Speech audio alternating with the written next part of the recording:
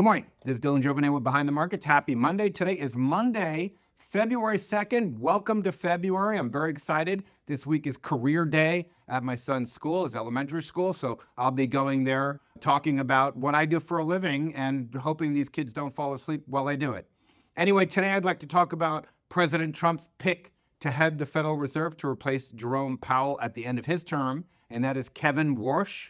I'm a big fan of this choice. And believe me, he faces a tough job. I like Kevin because he's worked at the Fed. He also has great Wall Street experience, big experiences during the financial crisis. He was a serious player, has a lot of respect both on the policy side and on the Wall Street side, which is very important, especially when the Fed is such a big buyer of bonds. It's such a big market participant right now, which is unusual. Look, this is a very important role.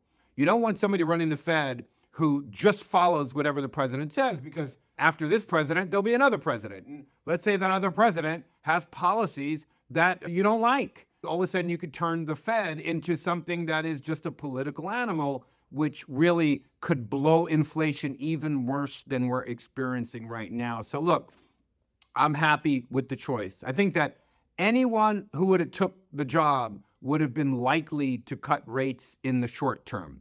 But I think he's going to be good for the long term. But look, it's also important to remember the Fed faces a very challenging situation here, very uniquely challenging, actually.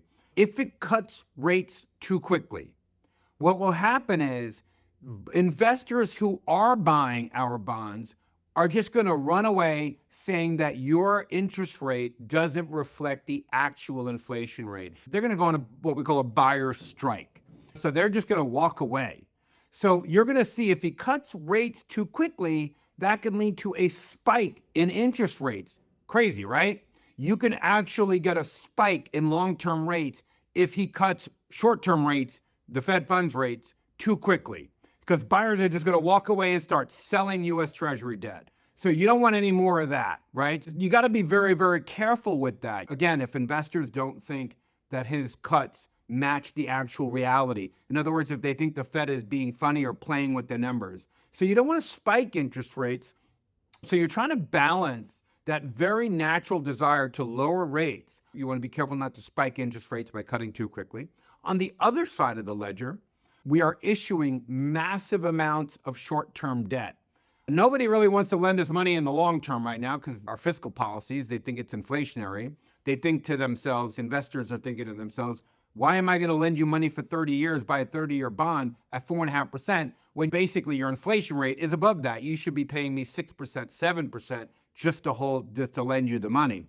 So people are very hesitant, and this is a very critical time that we're in right now. So we've got to be very careful. So we've been issuing short-term debt, lots of short-term debt. That's like short-term credit card debt. It's very dangerous because it comes due every 2 years or 3 years. It's under 5-year debt.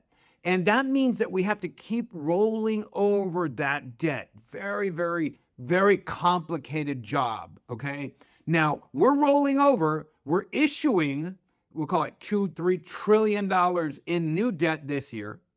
Plus, we have coming due about $10 trillion in short-term debt this year. So in other words, we have to find buyers for $13 trillion in debt. No one wants to lend us money for the long term. So what they're doing is say, you know what? If you're going to keep the rates at this level, we'll lend you money for a year or two. I'm one of those people. I am a bond buyer, but as I said the other day, I'm only buying short-term treasuries, anything under a year, T-bills, whatever, under a year, because I think inflation is higher than is being reported. I think there's a lot going on here that we're not really capturing yet. So this is a very tricky balancing act. What's made it even more complicated is there's not enough buyers for the amount of debt we're rolling over that we have to sell this year. We call it $13 trillion or thereabouts. Now think about this. All the governments around the world are just binging and issuing debt. It used to be where we were one of the bigger ones. So a lot of demand out there for our debt. But as we've run our fiscal policies into the ground, with nonstop deficits and red ink everywhere you go. And as other countries have begun to flood the market with debt, buyers are not buying our debt as much. So the Federal Reserve is actually buying its own debt. So when you hear people say the Federal Reserve has gotten too big, the Federal Reserve is out of control, remember something. It's not necessarily the Fed. It's the Congress and the president are passing budgets that have $2 trillion that require, red ink of $2 trillion or so, and they don't have any fiscal discipline. So what happens is the Treasury, to raise that money, has to go to sell bonds. And the Fed basically is the buyer. So you have the left hand buying what the right hand is selling. It's just an unbelievably tricky situation.